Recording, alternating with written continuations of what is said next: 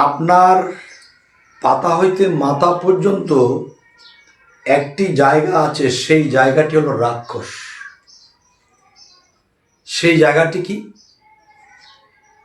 আপনি যখন চাবাচ্ছেন, রাক্ষসের মতো খাচ্ছেন, মজা পেয়ে কিন্তু দ্রুত খায় মানুষে, তখন এই খাবারগুলো ফেটতে ফেটতে যখন পাকস্থলীতে পাক হয়ে গেল, এখান থেকে একটা অংশ প্রস্রাব, একটা অংশ কোথায় চলে গেল? বাথরুমের। আরেকটি অংশ রক্ত থেকে বীর্য। তো এখন আমি বলতে চাইব যে এই যে বিষয়টা,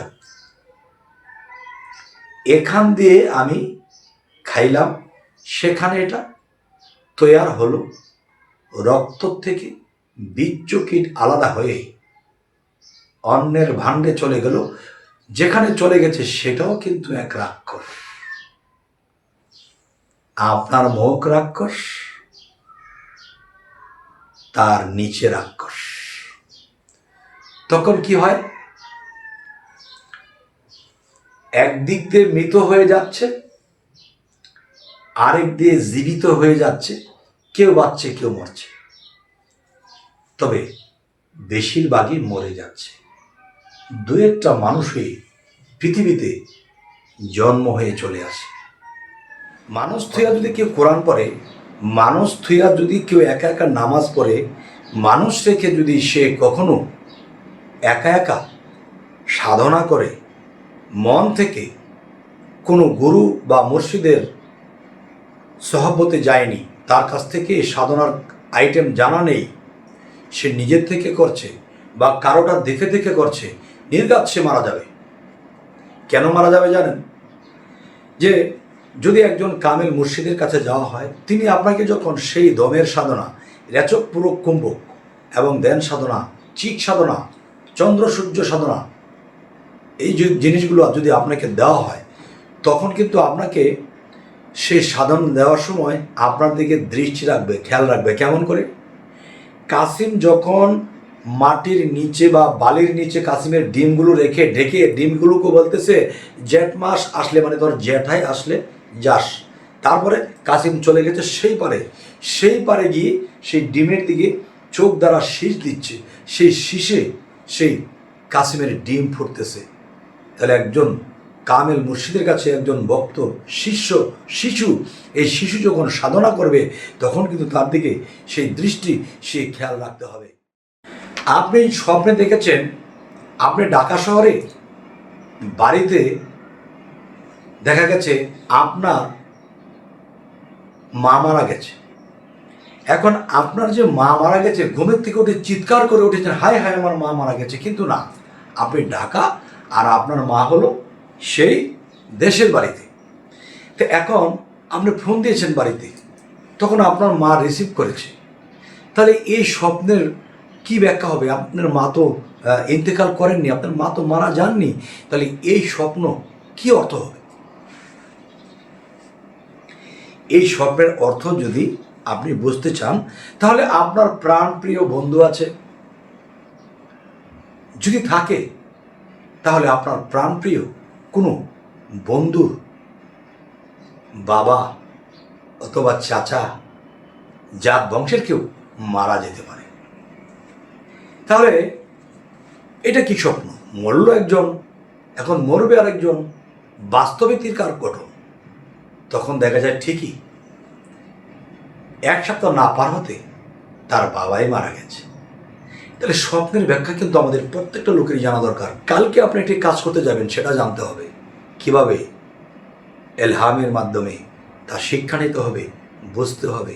ভালো থাকবেন।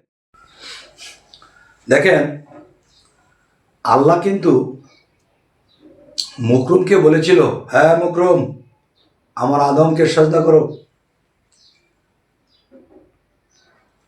আদমকে যদি সেজদা করতে বলা হয়, তাহলে সব ফেরেশতারা সেজদা করলো, সে করলো না। এটার গোড় গাড়বটা ভাঙতে গেলে আসলে এটা কেমন লাগে, তবুও বলতে হবে। দেখেন,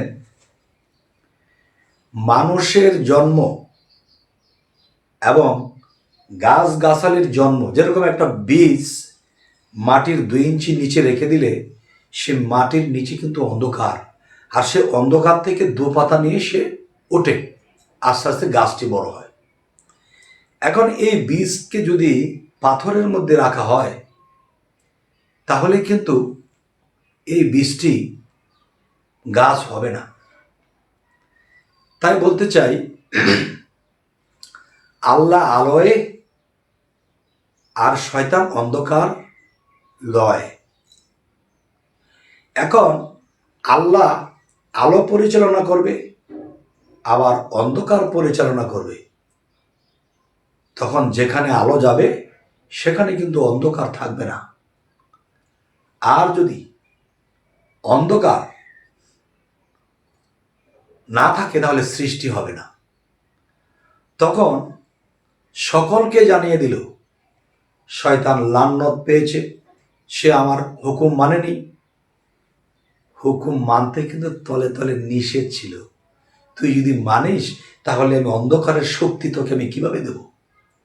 দেখেন, এ ভেঙে দেওয়াটাও ঠিক না। আবার না বললে কি কয় জানেন? যে এ বেটা কি কয় না কয়, বেটারা কত বড় বড় গভীর কথা কয়, এজন্য আমার একটু কইতে হয়। তবে যাই হোক, এতটুকু যদি কেউ বুঝে সেই তো জ্ঞানী হতে পারে। দেখেন, যদি পাগলের কাছে যান তাহলে আপনি মানুষ হতে পারবেন। যদি একটা খারাপ লোকের কাছে যান তাহলে আপনি প্রকৃত মানুষ হতে পারবেন। কেন? একজন চরিত্র মানুষের লোকে চললে সে চরিত্র ভালো হবে, একজন ভালো মানুষের সাথে চললে সে ভালো মানুষ হবে। বাবারে, আমার দেশটা একটু উল্টা, তবে ভেঙে যাবে ভুলটা। শোনেন, আপনি এমন এক পাগলের কাছে গিয়েছেন, পাগল যাকে যা বলে দিচ্ছে তাই হয়ে যাচ্ছে। একজনে বলতেছে, বাবারে আমার তো বাবা মেডিকেল, ডাক্তাররা বলেছে বাঁচবে না, আমি বিশ্বাস করি তুমি আল্লাহর পাগল, আল্লাহর অলি। তুমি একটু আল্লাহকে বলে আমার বাবার একটু 6 মাসের হায়াত থাকলে আমি একটু সেবা করে দিতে পারতাম। তখন বলতেছে, তোর বাবা কি মেডিকেলে এখনো কষ্ট পাচ্ছে?